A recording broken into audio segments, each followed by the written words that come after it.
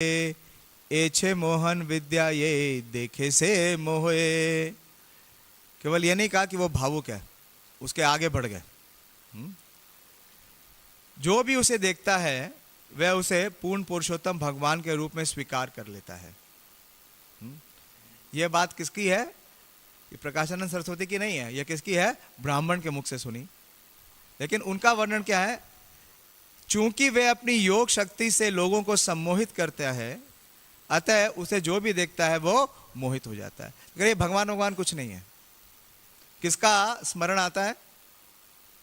कोई प्रसंग का स्मरण आता है? शास्त्रों में ऐसा वर्णन आता है कि जब वास्तव में भगवान उपस्थित हुए एक सभा में, तो उन्हें स्वीकार नहीं किया और ऐसा ही बोला कि वो क्या करते हैं? हाँ, जादू टोना करते हैं, सम्मोहित करते हैं, माया दिखाते हैं। उसने कहा दुर्योधन ने, दुर्योधन की राज्यसभा में। तो वैसा ही प्रसंग है। अभी राज्यसभा तो नहीं है, क्या सभा है? मायावादी सभा। वहां भी दुर्योधन के कितने भाई थे? सैकड़ों कौरव थे, और वैसे प्रकाशानंद के इतने सारे अनुयायी। तो क्या बोल रहे हैं कि योग शक्ति से लोगों को सम्मोहित करता है, अतः जो भी उसे देखता है वो मोहित रहता है। मतलब कोई भगवान नहीं है। ये सन्यासी क्या करना जानते हैं? कुछ जादू जानते हैं, सम्मोहन की विद्या जानते हैं, और सम्मोहित करके लोगों को कहते हैं कि मैं भगवान हूं। और फिर उसका उदाहरण देते हैं कि इनका सम्मोहन किस पे चला और कैसे चला। सर्वभौम भट्टाचार्य पंडित प्रबल, सुनी चैतन्य संग होइला पागल। और दूसरी बार चैतन्य नाम ले लिया। क्या बोलते हैं कि सर्वभौम भट्टाचार्य बहुत बड़े विद्वान थे।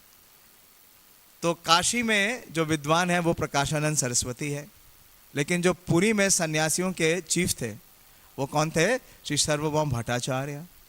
तो कह रहे हैं कि इनका जो जादू है वो किसके ऊपर चल गया? सर्वभौम भट्टाचार्य के ऊपर।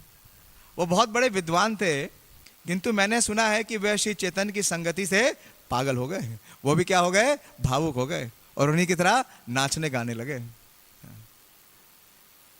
आगे बोलते हैं तो देखिए, अपराध करने की जो वृत्ति है कितनी खतरनाक है।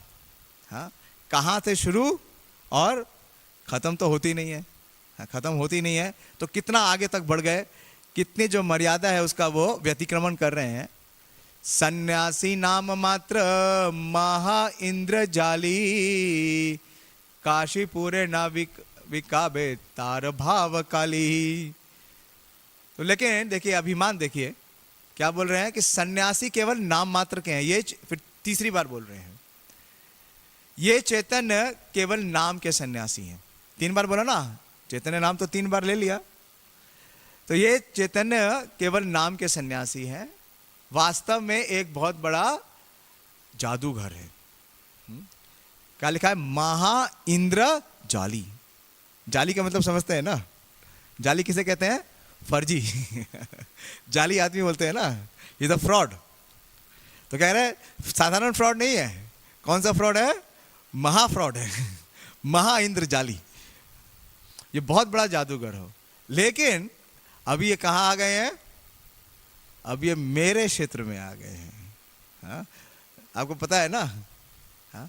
जैसे हर एक आदमी का जो क्षेत्र होता है, तो जो क्षेत्र होता है, समझ गया, मैं नाम नहीं लूंगा उसके क्षेत्र में अगर कोई दूसरा आएगा तो क्या कहता है? यहां कुछ नहीं करने दूंगा मैं। तो क्या बोल रहे हैं कि जो भी हो, हाँ, काशी में उसकी भावुकता की मांग अधिक नहीं होगी, क्योंकि यहां किसकी मांग है? मेरी मांग है, मेरा अधिकार है, ये मेरा क्षेत्र है, यहां मेरा आधिपत्य है। फिर आगे क्या बोल रहे हैं? वेदांत श्रवण करे नायाई तार पाश, उच्छल लोक संगे दुई लोक नाश। तो अब यहां पे रुके नहीं केवल महाप्रभु की निंदा करके, बल्कि परामर्श भी दे रहे हैं। किसको? उस ब्राह्मण को जो महाप्रभु के बारे में सूचना लेके आए हैं। उन्हें क्या कहते हैं प्रकाशानंद सरस्वती? कि तुम चैतन्य से मिलने मत जाना, तुम वेदांत सुनते रहो। यदि तुम ऐसे उच्छल लोगों का संग करोगे तो तुम्हारा ये लोक और परलोक दोनों नष्ट हो जाएगा। तात्पर्य दिया श्रील प्रभुपाद जी ने। इस श्लोक में उच्छल शब्द सूचक है, जिसका अर्थ है मनमौजी। भगवत गीता 16:23 में कृष्ण कहते हैं, ये शास्त्र विधि उत्सृज्य वर्तते काम कारता न सा सिद्धिम अवाप्नोति ना सुखम ना पराम गतिम। कि जो व्यक्ति उड़नता पूर्वक कार्य करता है, वह शास्त्रीय नियमों का पालन नहीं करता, उसे कभी भी सिद्धि या सुख या वैकुंठ प्राप्त नहीं होता। ये किसका मत है? शास्त्रों का मत है। लेकिन इस मत का सही व्याख्या प्रकाशानंद नहीं कर पा रहे हैं। वो देख नहीं पा रहे हैं महाप्रभु की महानता। वो उन्हें एक साधारण भावुक बता रहे हैं, ना सिर्फ भावुक बता रहे हैं, उनकी निंदा कर रहे हैं। तो जब ऐसा सुना उस ब्राह्मण ने, हाँ, तो देखिए उस ब्राह्मण को कितना आघात हुआ।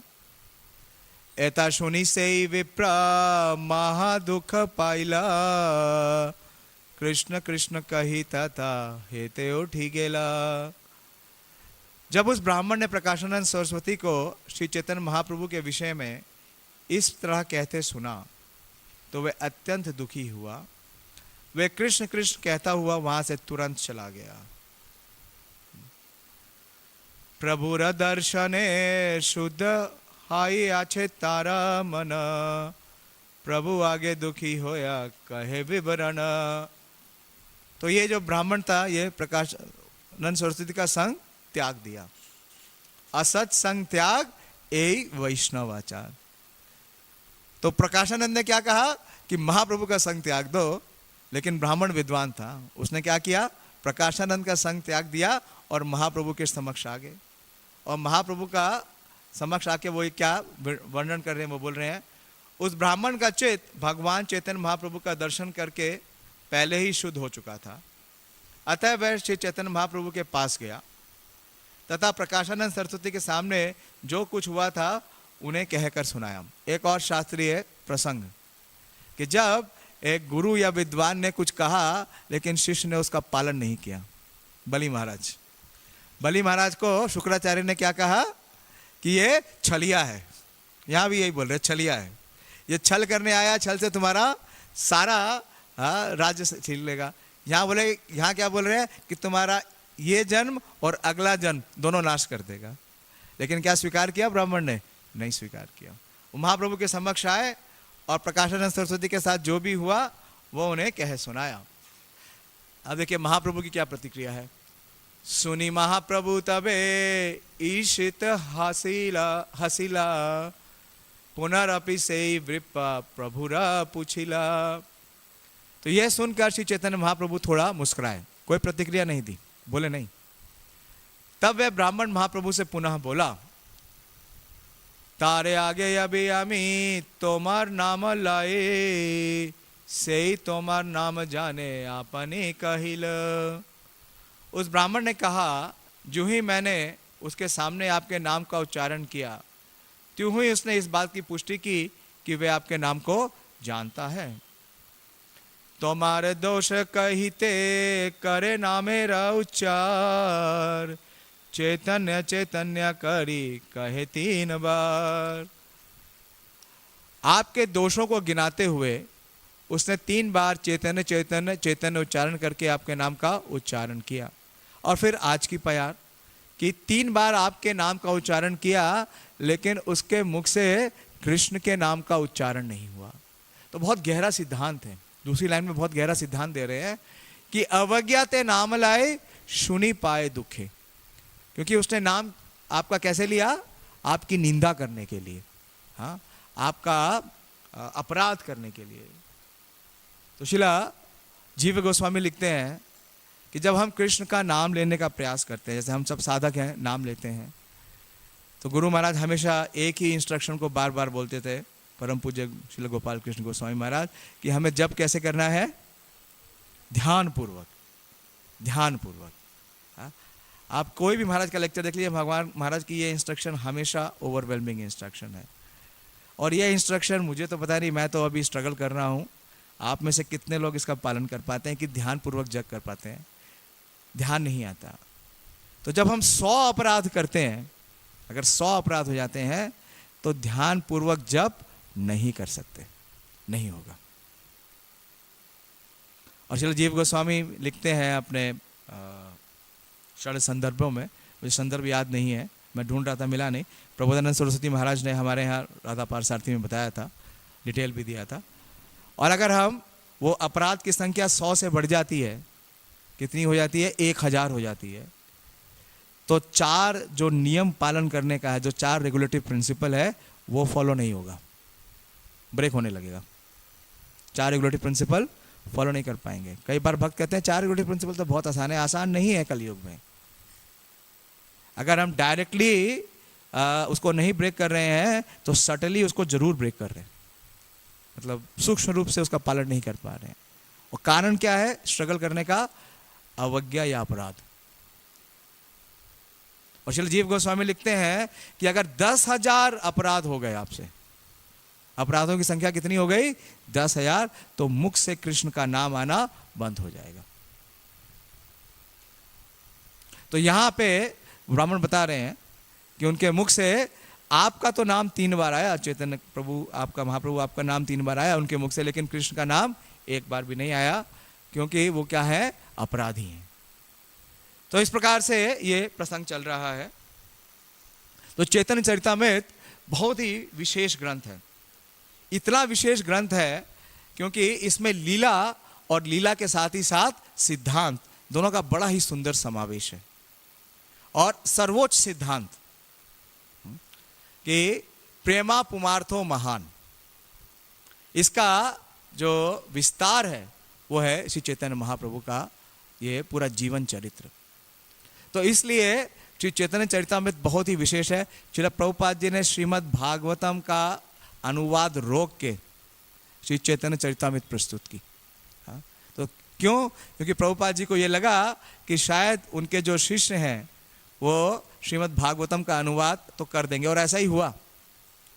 प्रभुपाद जी के तिरोभाव के बाद जो शेष श्रीमद् भागवतम थी उनके शिष्यों ने अनुवाद दिया, लेकिन चैतन्य चरितामृत का अनुवाद कोई नहीं दे सकता था। इसलिए प्रभुपाद जी ने स्वयं चैतन्य चरितामृत का अनुवाद दिया। पहले उन्होंने उससे पहले टीचिंग्स ऑफ लॉर्ड चैतन्य भी दी। तो इतनी विशेष है श्रीमद् भागवतम, इसलिए कविराज गोस्वामी बोलते हैं श्रूयताम श्रूयताम नित्यम गीयताम गीयताम मुदा चिंत्यताम चिंत्यताम भक्तस् चैतन्य चरितामृतम। तो कविराज गोस्वामी बोलते हैं कि श्रूयताम श्रूयताम नित्यम, हमें क्या करना चाहिए? चैतन्य चरितामृत नित्य सुनना चाहिए, श्रवण करना चाहिए। और केवल श्रवण ही नहीं करना चाहिए, गीयताम गीयताम मुदा, कि इस चैतन्य चरितामृत का गान करना चाहिए, पाठ करना चाहिए, औरों को इसके बारे में सुनाना चाहिए। और कैसे? प्रसन्नचित होकर, मुदा। और केवल सुनना और सुनाना ही नहीं है, नहीं तो इस कान हो जाएगा, इस कान से लेकर के इस कान तक। कुछ लोग इस कान की ये भी डेफिनेशन बनाते हैं कि इस कान से सुना और इस कान से चला गया। नहीं, इस कान से सुन के कहाँ जाना चाहिए? हृदय में जाना चाहिए। और हृदय में कैसे जाएगा?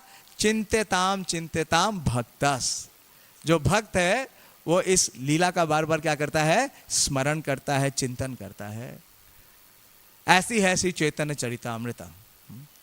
चैतन्य चरितामृत इतनी विशेष है, इतनी मधुर है। इसकी मधुरता की एक बहुत सुंदर प्रभुपाद जी की लीला है, सुनना चाहेंगे? कोई आंसर ही नहीं आ रहा है। तो जब प्रभुपाद जी प्रचार कर रहे थे अमेरिका में, तो प्रभुपाद जी का मुख्य जो प्रचार का जो टारगेट ऑडियंस थी वो कौन थे? अमेरिका के यूथ्स। तो प्रभुपाद जी के शिष्य लोग कहाँ जाते थे? अमेरिकन यूनिवर्सिटीज में जाते थे प्रचार करने के लिए। तो बद्रीनारायण महाराज अपनी स्मृतियों में ये बात बताते हैं कि वहाँ पे प्रभुपाद जी का एक शिष्य था जो कि यूनिवर्सिटी ऑफ बर्कली, ये यूनिवर्सिटी ऑफ बर्कली थी, वहाँ पे प्रचार करने के लिए जाता था। प्रचार करने का उसने बड़ा अनोखा साधन ढूंढा। वो क्या करता था? रसगुल्ला और संदेश लेके जाता था और वहाँ बेचता था ताकि लोग ये खाएं और आकर्षित हो। तो वो प्रभुपाद जी से बोल रहा था, बद्रीनारायण महाराज वहीं पे बैठे हुए थे उस समय, और बोल रहा था कि उसे इसकी बहुत सफलता मिल रही है और वो बहुत उसके बारे में चर्चा कर रहे थे, किस प्रकार से बंगाली स्वीट लोगों को बहुत पसंद है और बहुत मीठी है। तो प्रभुपाद जी ने उसको रोका जब वो बोले जा रहा था। तो और प्रभुपाद जी के समक्ष ही प्रभुपाद जी के एक और शिष्य बैठे हुए थे, जो कि बहुत ही प्रख्यात बुक डिस्ट्रीब्यूटर है। आपने शायद उनका नाम भी सुना होगा। अब वो महाराज है, त्रिपुरारी महाराज। तो प्रभुपाद जी ने उनसे पूछा कि Tripurari, how many books did you sell? तो ये तो जाते थे प्रसाद बेचते थे, लेकिन त्रिपुरारी उस समय प्रभु थे, जो महाराज हो गए। त्रिपुरारी प्रभु क्या करते थे? बुक्स बेचते थे। तो प्रभुपाद जी से जब पूछा तो त्रिपुरारी ने बहुत बड़ा संख्या बताया कि कई 100 पुस्तकें या कई हजार पुस्तकें उन्होंने वितरित की। वो बहुत एक्सपर्ट थे। उन्होंने सबसे पहले जो एयरपोर्ट का जो बुक डिस्ट्रीब्यूशन है, उन्होंने ही शुभारंभ किया था। और जितनी बुक्स वो अकेले निकाल के आते थे, बाकी सब भक्त मिलके भी नहीं निकाल पाते थे। बड़े एम्पावर्ड थे, प्रभुपाद जी के बड़े प्रिय शिष्य थे। तो प्रभुपाद जी को जब उन्होंने बताया तो प्रभुपाद जी ने कहा, this is real Bengali sweet. वास्तव में ये बंगाली मिष्ठान है। और वो क्या है? और वो कौन सी बुक्स बेच के आए थे? चैतन्य चरितामृत। देखिए, कैंपस के अंदर डायरेक्ट जाके अभी हम भी नहीं बेच सकते। जा सकते हैं कैंपस में जाके सीधे चैतन्य चरितामृत बेचना, भगवत गीता बेचेंगे, छोटी बुक्स बेचेंगे, यही सब प्रयास करेंगे। लेकिन त्रिपुरारी महाराज ने चैतन्य चरितामृत कहा। तो प्रभुपाद जी ने कहा कि he will sell Bengali sweets and you will say that to find the formula of Bengali sweet, it is here. किसमें? चैतन्य Charitamrita. This is our main business, to sell चैतन्य चरितामृत। तो ये चैतन्य चरितामृत है। तो इतना मधुर चरित्र है। और श्रील भक्ति सिद्धांत सरस्वती ठाकुर की भी ये सबसे फेवरेट बुक है। बहुत इंपॉर्टेंट प्रसंग है, मैं इससे कनेक्ट करूंगा। तो भक्ति सिद्धांत सरस्वती ठाकुर ने, आप जानते हैं कि 108 बार चैतन्य चरितामृत और चैतन्य भागवत पढ़ी। और उन्होंने हमेशा अपने अनुयायियों को, अपने फॉलोअर्स को प्रेरित किया कि वो भी ऐसा करें। तो एक बार श्रील भक्ति सिद्धांत सरस्वती ठाकुर दार्जिलिंग में गए थे। और वहाँ पे जो फिलॉसफी है, फिलॉसफी को हिंदी में क्या बोलेंगे? दर्शन। तो दर्शन विभाग के जो वहाँ के हेड थे, प्रोफेसर थे, उनका नाम है श्री शारदेंदु नारायण रॉय। उनसे भक्ति सिद्धांत सरस्वती ठाकुर ने पूछा कि अगर आप बिल्कुल एकांत में हो, मतलब एकांत जंगल में आपको जाना पड़े, जहां आपको कोई भक्त का संग ना मिले, और आप केवल एक शास्त्र ले जा सकते हो, तो बताओ आप कौन सा शास्त्र लेके जाओगे? भक्ति सिद्धांत सरस्वती ठाकुर ने कहा। ऐसा प्रसंग श्रील प्रभुपाद जी के जीवन में भी है। हाँ, तो उन्होंने कहा भगवत गीता। जिसने कहा? वो प्रोफेसर ने, जो दर्शन शास्त्र के प्रोफेसर थे। उन्होंने कहा भगवत गीता लेके जाऊंगा। और उन्होंने उसके तर्क भी दिया। उन्होंने गीता महात्म्य से प्रस्तुत किया कि गीता सुगीता कर्तव्या किम अन्य शास्त्र विस्तरे, यह स्वयं पद्मनाभस्य मुख पद्म विनिश्रिता, और एकम शास्त्रम देवकी पुत्र गीतम, एको देवो देवकी पुत्र एको। तो बोले कि दूसरे शास्त्र की कोई आवश्यकता नहीं है। तो श्रील भक्ति सिद्धांत सरस्वती ठाकुर थोड़ा मुस्कुराए और उन्होंने कहा कि एहो भाई नहीं कहा, उन्होंने कहा आगे कहो आर। उन्होंने कहा आगे कहो आर, और थोड़ी गहराई में उतरो। जैसे महाप्रभु ने रामानंद राय को कहा। महाप्रभु ने ये नहीं कहा हर बार, जब उन्होंने कहा कि ज्ञाने प्रयास से उदपस्य नमनते एवा, तो उन्होंने कहा एहो होए आगे कहो आर। तो यही भक्ति सिद्धांत सरस्वती ठाकुर का था कि एहो होए लेकिन आगे कहो आर। तो उनका कहना था कि और आगे जाओ, और गहराई में उतरो। तो ये सुन करके जो वो प्रोफेसर थे, उनका नाम है राज ऋषि शारदेंदु रॉय, उन्होंने श्रीमद् भागवतम के बारे में वर्णन किया कि श्रीमद् भागवतम पुराण अमलम यद वैष्णवा नाम प्रियम, कि जितने वैष्णव हैं उनमें सबसे प्रिय क्या है? श्रीमद् भागवतम। और श्रीमद् भागवतम क्या है? निगम कल्प तरुर गलितम फलम सुख मुखाद अमृत द्रव्य संयुतम पीबतम भागवतम रसम आल्या। तो फिर ये श्रीमद् भागवतम। तो भक्ति सिद्धांत सरस्वती ठाकुर फिर से हंसे, मुस्कुराए, जैसे अभी यहाँ चैतन्य महाप्रभु मुस्कुरा रहे हैं। और उन्होंने क्या कहा? आगे कहो आर। जब ऐसा कहा भक्ति सिद्धांत सरस्वती ठाकुर ने, तो जो शारदेंदु राय हैं उन्होंने अपने दोनों हाथ खड़े कर दिए और बोले कि इसके आगे आमी ना जानी। मैं इसके आगे नहीं जानता। I am unqualified to say anything beyond this. तो श्रील भक्ति सिद्धांत सरस्वती जी ठाकुर, जो कि उस समय के विश्व आचार्य हैं, उन्होंने ये वक्तव्य दिया। उन्होंने कहा कि चैतन्य चरितामृत जो है वो निष्कर्ष है, वो सबका निष्कर्ष है। और वो स्टेटमेंट उनका 2 स्थानों पे भक्ति सिद्धांत सरस्वती ठाकुर ने कहा, जो महाप्रलय का स्टेटमेंट कहा भक्ति सिद्धांत सरस्वती ठाकुर ने, एक तो मुंगेर में कहा उन्होंने, और दूसरा उन्होंने यहाँ दार्जिलिंग में कहा कि अगर महाप्रलय आए तो मैं सब कुछ छोड़ दूंगा, लेकिन 3 पुस्तकों को अपने संग रखूंगा। कौन कौन सी? भगवत गीता, श्रीमद् भागवतम और चैतन्य चरितामृत। लेकिन अगर मैं तीनों को नहीं रख सकूंगा तो मैं इन 2 को भी छोड़ दूंगा, भगवत गीता और श्रीमद् भागवतम, लेकिन चैतन्य चरितामृत को अपने वृक्ष स्थल से दूर नहीं करूंगा। क्यों? इसके बारे में बहुत विशेष उन्होंने व्याख्या की, जो आज की व्याख्या से मतलब कनेक्टेड है। उन्होंने कहा कि चैतन्य चरितामृत चैतन्य महाप्रभु का जो दिव्य और अलौकिक उनका जो प्रेम है, उसका उनके चरित्र के द्वारा निरूपण करता है। और कृष्णदास कविराज गोस्वामी ने इसका वर्णन कैसे किया? अगर आप पहले आदि लीला देखेंगे तो पहले आदि लीला के 13 अध्यायों में उन्होंने तत्व का विश्लेषण किया है। कौन कौन से तत्व? गुरु तत्व, कृष्ण तत्व, राधा तत्व, नित्यानंद तत्व, अद्वैत तत्व, और विशेष रूप से पंच तत्व।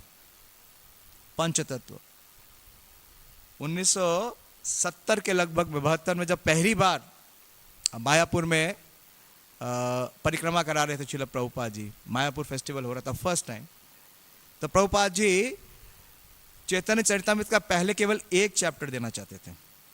जिसका विवरण प्रभुपाद लीलामृत में है। वो कौन सा विवरण देना चाहते हैं? पंच तत्व का जो प्रकाश है चैतन्य चरितामृत में, इसके ऊपर प्रभुपाद जी अपना बुक देना चाहते थे, छोटा बुक। लेकिन जब वो देने लगे तो उन्हें लगा कि अगर मैं पूरा चैतन्य चरितामृत नहीं दूंगा तो बात अधूरी रह जाएगी, तो उन्होंने पूरा दिया। तो पंच तत्व का, तो इस प्रकार से पहले 13 अध्यायों में इसके बारे में निरूपण हुआ है। फिर जब मध्य लीला शुरू होती है तो मध्य लीला में जब संवाद शुरू होता है तो राय रामानंद संवाद, जो 7वां अध्याय है उसमें राय रामानंद संवाद है। तो राय रामानंद संवाद में चैतन्य महाप्रभु और रामानंद राय का जो संवाद होता है, उसमें जितने भी शास्त्र हैं उन शास्त्रों का जो निष्कर्ष है उसको स्थापित करते हैं, और जितने भी भक्त हैं उन सब भक्तों में जो भक्ति की जो भावना है या जो भक्ति का जो भाव है, उसमें सर्वोच्च जो भाव है उसको स्थापित करते हैं। वो कौन सा भाव है? पारकीय रस या माधुर्य रस, उसको स्थापित करते हैं श्री चैतन्य चरितामृत में श्रील कविराज गोस्वामी। और श्रील नामाचार्य हरिदास ठाकुर के चरित्र के द्वारा किसको स्थापित करते हैं? नाम की महिमा को, हरिनाम को, कि हरिनाम के बिना नाम भी बिना कुछ नाही के यार 14 त्रिभुवन माजे। और श्रील रूप और सनातन की शिक्षा, अभी आप आगे जाएंगे तो श्रील रूप सनातन शिक्षा है, उसमें संबंध, अभिधेय और प्रयोजन तत्व का निरूपण करते हैं। और फिर जो लीलाएं आएंगी जिसमें रथ यात्रा है या गुंडीचा मंदिर अभी आने वाली है, दोनों फेस्टिवल आएंगे नेक्स्ट मंथ, गुंडीचा मंदिर और रथ यात्रा, इसके द्वारा जो व्रज के भक्त हैं उनकी जो पराकाष्ठा है उसको स्थापित करते हैं, और किस प्रकार से उनकी शरणागति की और भक्ति की जो भावना है, और विशेष रूप से जो व्रज गोपिकाएं हैं उनकी जो पराकाष्ठा है भक्ति की, उसे स्थापित करते हैं। और आज का जो प्रसंग चल रहा है इसके बारे में वर्णन करते हैं कि महाप्रभु का जो डिस्कशन है सर्वभौम भट्टाचार्य और श्री प्रकाशानंद सरस्वती के साथ, जिसका अभी हम वर्णन कर रहे हैं, इसको श्री कविराज गोस्वामी ने रिकॉर्ड किया है। और इस रिकॉर्ड से क्या स्थापित करते हैं महाप्रभु? कि जो अद्वैतवाद है उसका सिद्धांत को ध्वंस करते हैं। उसका जो सिद्धांत है, rejection of the principles of Advaitavad. और महाप्रभु क्या स्थापित करेंगे? अचिंत भेदाभेद तत्व। तो ये इसलिए महाप्रभु की ये जो पास टाइम है किसके साथ? श्री प्रकाशानंद सरस्वती के साथ। और इसके बारे में और विवरण आएगा और विस्तार आएगा। तो इस प्रकार से जो चैतन्य चरितामृत है बहुत ही विशेष है। इसके आदि लीला में ही कविराज गोस्वामी बोलते हैं कि मीतम च सारम च वाचो ही वग्मिता इति, कि जितने भी शास्त्र हैं उनका सार दे रहे हैं, लेकिन कैसे दे रहे हैं? मीतम। मीतम का मतलब क्या है? सार का मतलब एसेंस। दूध का एसेंस क्या है? मक्खन। मक्खन का एसेंस क्या है? घी।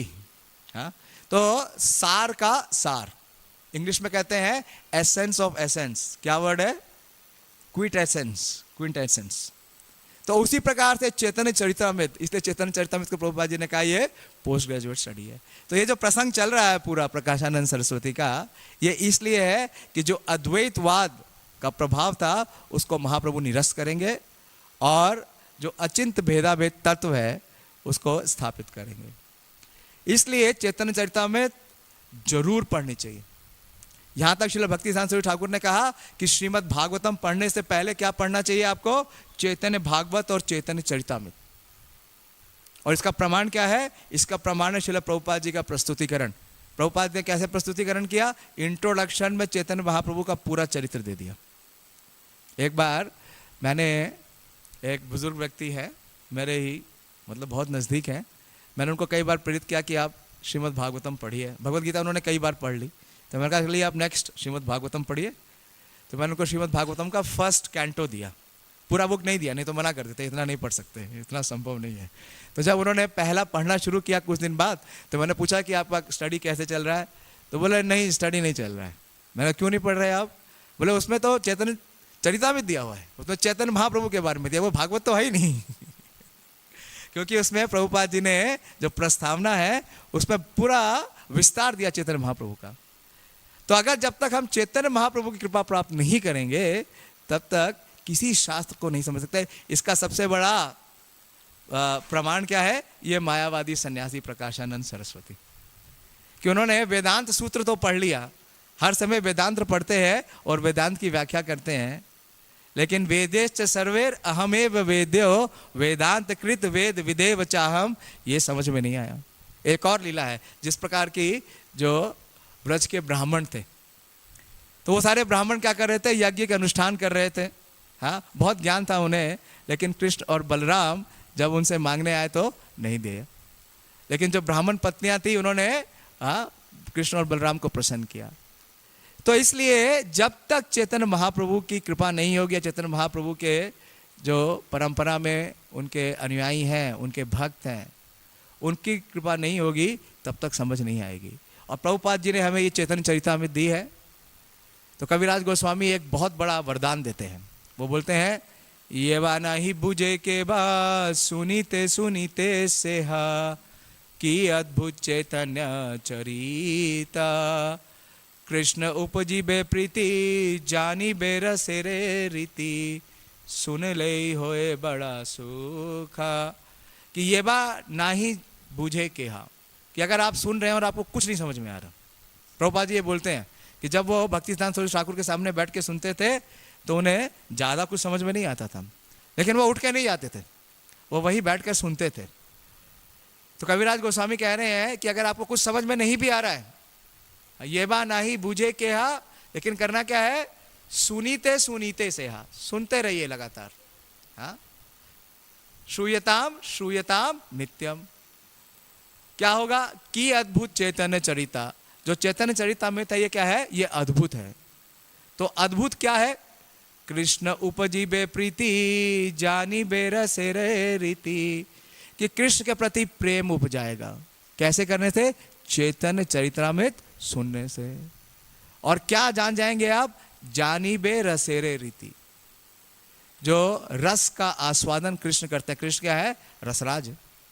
तो उनका जो वृंदावन के जो वासी हैं उनके साथ जो रसों का आस्वादन हो रहा है, जो सर्वोच्च रस है, जानी बे रसे रे रीति। और क्या कह रहे हैं? सुन ले बड़ा होए हिता। अगर आप केवल श्रवण भी कर लेंगे तो बड़ा हित हो जाएगा। आगे बोलते हैं, सुनीले खांडी बे चित्तेर आज्ञा आदि दोष, कृष्ण गुण प्रेमा होबे पाई बे संतोष। तो सुनने से और क्या होगा कि सुनिले खांडी बे चित्तेर अज्ञान आदि दोष। सुनने से जितना अज्ञान है वो सारा समाप्त हो जाएगा। खांडीबे का मतलब है काट दिया जाएगा, फाड़ दिया जाएगा, समाप्त कर दिया जाएगा। और कृष्ण के प्रति जो गूढ़ प्रेम है वो प्राप्त होगा और संतोष प्राप्त होगा। टाइम तो हो गया, बहुत लंबी व्याख्या है जो भक्ति सिद्धांत सरस्वती ठाकुर ने दी है कि मायावाद, 5 मिनट में बताऊं कि क्यों मायावादी इतने खतरनाक हैं। हाँ, क्यों हमारे आचार्य मायावादियों के पीछे डंडा लेके पड़े रहते हैं। हाँ, आखिर जाने तो सही ये मायावादी क्या है। ये हाँ, हमने आतंकवादी सुना है, उग्रवादी सुना है, ये मायावादी क्या है, क्यों मायावादियों के इतने पीछे पड़े रहते हैं। तो इसके बारे में प्रभुपाद जी ने चैतन्य चरितामृत में ही जो आदि लीला है उसका जो 7वां अध्याय है, आदि लीला के 7वां अध्याय जो पंच तत्व के ऊपर है। मैंने जैसे बताया प्रभुपाद जी इसी चैप्टर का अनुवाद देना चाहते थे, लेकिन जब वो इस चैप्टर का अनुवाद दे रहे थे तो उन्होंने सोचा कि खाली इस चैप्टर का अनुवाद देने से काम नहीं चलेगा, उन्होंने पूरा चैतन्य चरितामृत ही दे दिया। वहीं पे प्रभुपाद जी को ये प्रेरणा मिली मायापुर में। तो ये चैतन्य भगवान चैतन्य के 5 स्वरूप आदि लीला अध्याय 7 और प्यार संख्या 109 है। दिखा सकते हैं। तो उसमें काफी लंबा वृतांत है, उसमें पूरा ये वृतांत आता है उसकी किस प्रकार से प्रकाशानंद के साथ महाप्रभु का वार्ता हुआ। तो उसमें प्रभुपाद जी इसके अनुवाद में काफी कुछ लिखते हैं कि गौण वृत्ते ये भाष्य करिलाचार्य ताहार श्रवणे नाश होय सर्व कार्या। प्रभुपाद जी ने भी इस तात्पर्य में लिखा जो हमारा 127 था कि आपको सुनना नहीं चाहिए किससे, मायावादियों से। मायावादी भाष्य सुनीले होइला सर्वनाश। तो सर्वनाश का कारण क्या है, क्यों सर्वनाश हो जाएगा। हाँ, या सनातन गोस्वामी ने क्या कहा, आ वैष्णवो मुखात गुरिम पूतम हरि कथामृतम श्रवणम नैव कर्तव्यम सर्पोचिष्ट यथापया। तो इसकी पूरी व्याख्या श्रील प्रभुपाद जी ने भक्ति सिद्धांत सरस्वती ठाकुर के तात्पर्य से दी है। तो इसमें इस प्रकार से है कि इसमें शंकराचार्य का कोई दोष नहीं है, क्योंकि शंकराचार्य कौन है, शिव जी के अवतार है। तो शिव जी के अवतार ऐसा कार्य क्यों कर रहे हैं, हाँ, कि सबको भ्रमित कर रहे हैं, सबको मतलब नर्क के द्वार पे ले जा रहे हैं। तो भक्ति सिद्धांत सरस्वती ठाकुर लिखते हैं कि ऐसा इसलिए कर रहे हैं, पद्म पुराण में इसका वर्णन आता है। पद्म पुराण में उत्तरखंड है, उत्तरकांड है या उत्तरखंड है, उसमें इसका बहुत विशेष वर्णन है। प्रभुपाद जी यहाँ भी इसका वर्णन किए हैं कि ऐसा भगवान का निर्देश था उनको, तो वो अपने स्वामी की आज्ञा का केवल पालन कर रहे हैं। तो इसमें शंकराचार्य का कोई दोष नहीं है, क्योंकि उन्होंने पूर्ण पुरुषोत्तम भगवान के आदेशानुसार ही वेदों के वास्तविक उद्देश्यों को आच्छादित किया। तो लंबा तात्पर्य है, उतना लंबा तात्पर्य तो नहीं ले पाऊंगा, लेकिन यहाँ पे प्रभुपाद जी ने पद्म पुराण के उन श्लोकों का वर्णन किया। नीचे आएंगे आप 109 में, नहीं ये कौन सा है, ये नहीं सरल है, आदि लीला अध्याय 7 और श्लोक संख्या 109 है। पढ़िएगा जिसको जानना हो कि क्यों मायावाद इतना खतरनाक है। मायावाद खतरनाक क्यों है, क्योंकि मायावादी जो है वो कृष्ण को और जीव को दोनों को एक ही स्तर पर लाते हैं। उसके पीछे उनका बहुत बड़ा षड्यंत्र है, क्योंकि अगर कृष्ण और जीव दोनों समान है तो कोई सेवक और कोई स्वामी नहीं है, और अगर सेवक और स्वामी ही नहीं है तो सेवा का कोई मतलब कोई अपॉर्चुनिटी ही नहीं है। तो वो भगवान की सेवा नहीं करना चाहते, वो सेवा नहीं करना चाहते, और भगवान की सेवा किए बिना किसी को प्रेम भक्ति प्रदान नहीं हो सकती। इसलिए बहुत बड़ा षड्यंत्र है। इसलिए अगर आप उनसे सुनेंगे तो क्या कवर हो जाएगा, जो आपकी सेवा करने की जो भावना है वो कवर हो जाएगी। तो यहां पे मिल गया ना आदि लीला अध्याय 7 और श्लोक संख्या 109, प्यार संख्या 109। यह भगवान चैतन्य के 5 स्वरूप, आदि लीला बोल रहा हूं, मध्य लीला नहीं। मिल गया आपको, तो 110 देख लीजिए, प्रिंटिंग्स में बहुत मिस्टेक है। 110 देखिए, मिल गया? क्योंकि मैंने जिस एडिशन में देखा था उसमें 110 था, लेकिन बुक खोल रहा हूँ तो 109 आ रहा है। मैंने उस पर पढ़ा था फोलियो पे, तो उसमें 110 था। अभी वहां देखा ना, नाम की जगह मान लिखा हुआ है। मान का ज्ञान लेना चाहिए।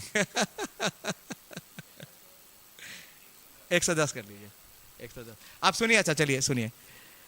तो वहां पे पद्म पुराण का ये वर्णन आता है। प्रभुपाद जी लिख रहे हैं कि श्रीमद् भागवत ही वेदांत सूत्र का वास्तविक भाष्य है।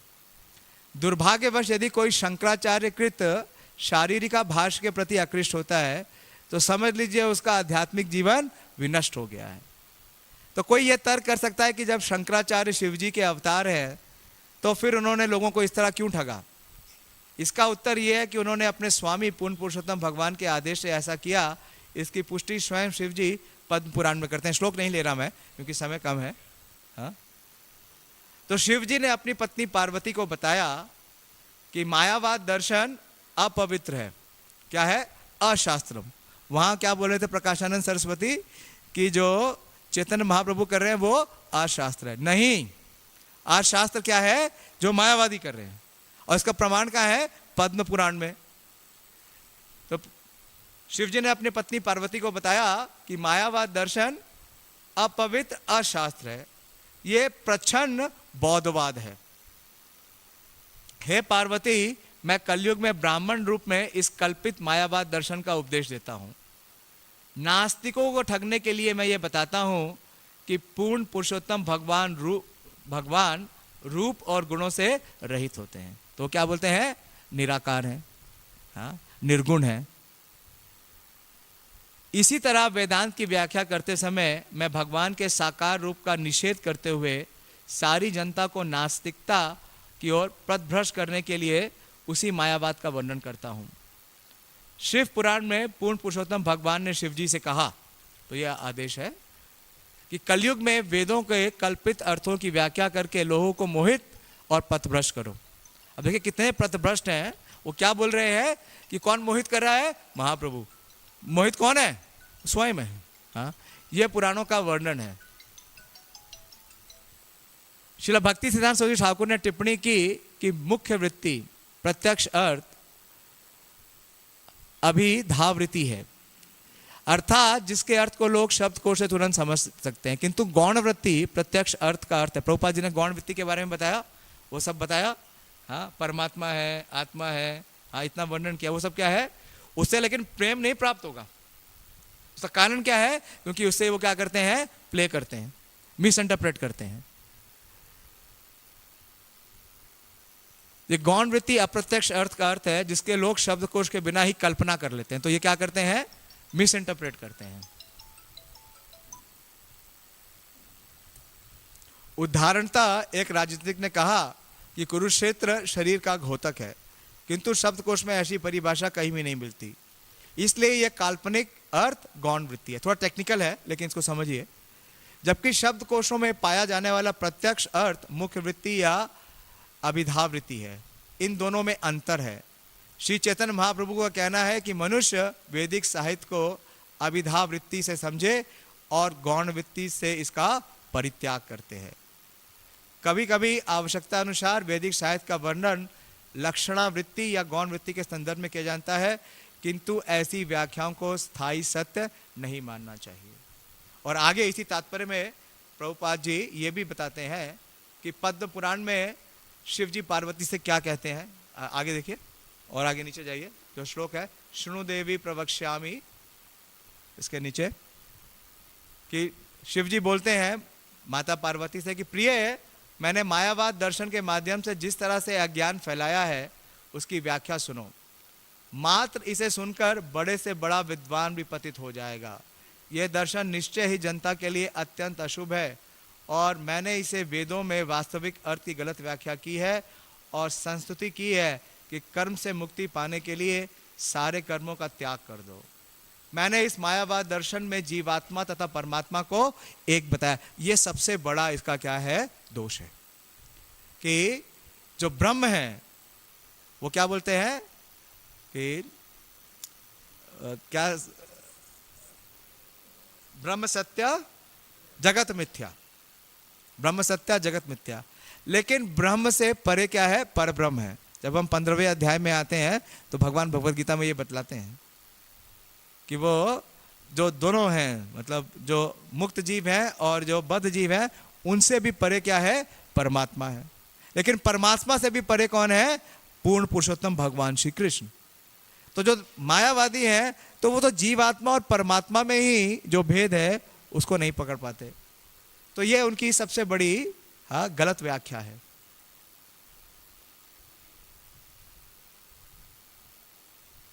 तो ये मायावाद दर्शन है।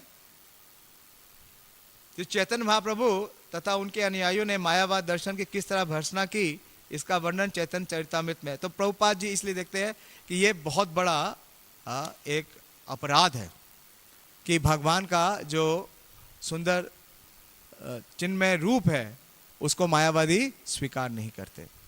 प्रभुपाद जी की 2 पास टाइम्स और हैं, लेकिन समय हो गया। प्रभुपाद जी जब मेलबोर्न में थे 1976 में, प्रभुपाद जी पंचोपासक के बारे में बोल रहे हैं। तो कूर्मादास प्रभु अपने संस्करण में लिखते हैं, उन्होंने एक बुक लिखी है प्रभुपाद जी के ऊपर।